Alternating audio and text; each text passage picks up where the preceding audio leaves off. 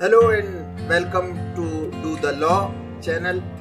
In this video हम देखने वाले हैं कि फेडरल गवर्नेंस के या फेडरल फॉर्म ऑफ गवर्नमेंट के क्या अर्थ होते हैं, कैरेक्टरिस्टिक्स क्या होती हैं, सैलिएंट फीचर्स क्या हैं, मेरिट्स डीमेरिट्स क्या हैं और भारतीय संविधान में फेडरलिज्म कहाँ तक हमें दिखाई देता है।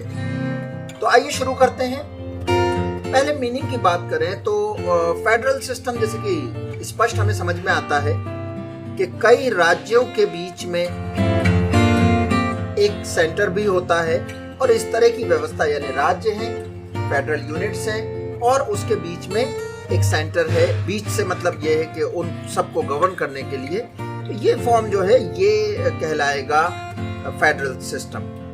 अब इसकी हम बात करें इसकी कुछ कैरेक्टरिस्टिक्स की, तो पहली कैरेक्टरिस्टिक्स है सुप्रीमेसी ऑफ कॉन्स्टिट्यूशन। आपको फेडरल सिस्टम में दिखाई देगा कि सुप्रीमेसी ऑफ कॉन्स्टिट्यूशन है, division of power between centre and state है, राज्य और केंद्र के बीच में शक्तियों का स्पष्ट विभाजन दिखाई देगा, इंडिपेंडेंट जुडिशियरी दिखाई देगी, बाइकैमरल लेजिस्लेचर या दो चैम्बर दिखाई देंगे जिसके द्वारा कि लोकतांत्रिक प्रक्रिया चलती होगी उसमें, और डुअल सिटीजनशिप होगी। तो ये 5 इसकी कैरेक्टरिस्टिक्स है।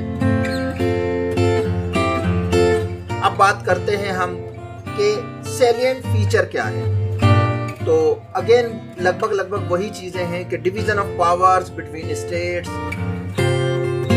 Independent judiciary, separation of power, ये तमाम आपको दिखाई देंगे। सेपरेशन ऑफ पावर और इंडिपेंडेंट जुडिशियरी क्या है, इसको लेकर आप हमारे पुराने वीडियो देख सकते हैं। तो सैलिएंट फीचर और कैरेक्टरिस्टिक्स ऑलमोस्ट सेम है। अब बात करते हैं मेरिट्स और डीमेरिट्स की। तो मेरिट्स को पहले ले लेते हैं। तो reconciles national unity with local diversity. इस तरह की व्यवस्था में फेडरल सिस्टम में जहां एक तरफ राष्ट्रीय स्तर पर यूनिटी होती है, वहीं डाइवर्सिटी यानी जो कि अलग अलग प्रकार के लोग हैं उनका भी समावेशीकरण होता है। दूसरी चीज एडमिनिस्ट्रेटिव एफिशिएंसी, क्योंकि सेंटर पे गवर्नमेंट है जिसका काम नेशनल लेवल इंपॉर्टेंट इश्यूज को देखने का है। करते हैं हम इसके डीमेरिट्स या कमजोरियों की या डिसएडवांटेजेस की।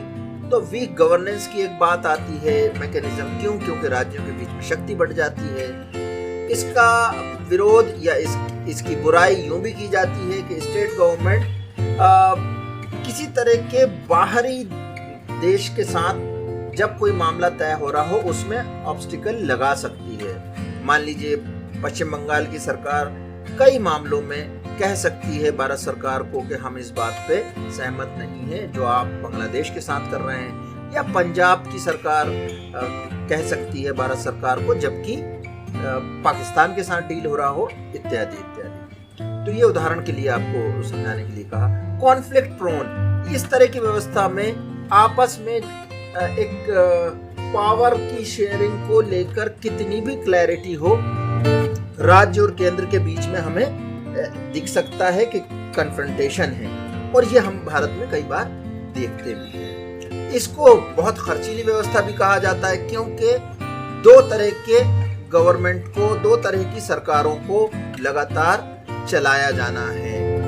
ज्यादा मंत्री होंगे, ज्यादा व्यवस्थाओं में खर्च होगा, ब्यूरोक्रेटिक व्यवस्था जो है एडमिनिस्ट्रेशन की उसमें भी ज्यादा लोग होंगे, तो इस वजह से इसको खर्चीली भी कहा जाता है। पांचवा और आखिरी इसका जो डिमेरिट है वो है कि स्लो अडेप्टेशन टू चेंज है।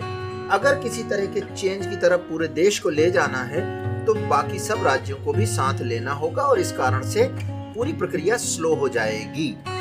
तो ये किसी चेंज को अडेप्ट करने में या कोई नई कंडीशन आ गई हो सामने, वॉर लाइक इमरजेंसी, उसमें भी ये दिक्कतें हो सकता है। अब बात करते हैं कि फेडरल फीचर भारत के संविधान में हमें कितना दिखाई देता है। तो पहली चीज ये है कि भारत में 28 फेडरेटिंग यूनिट्स या राज्य हैं।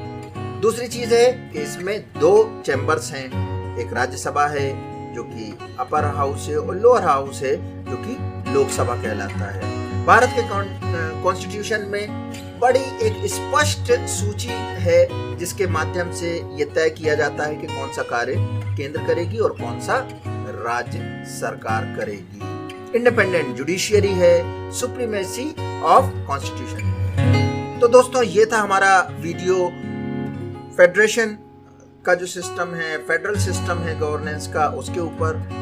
इस तरह से हम आपके लिए वीडियो लेके आते रहते हैं। पिछले वीडियोस भी हमारे देखिए, कॉन्स्टिट्यूशनल लॉ को अभी हम कवर कर रहे हैं और आगे भी इसी तरह के वीडियो हम लेके आते रहेंगे। बहुत बहुत शुक्रिया, धन्यवाद दोस्तों।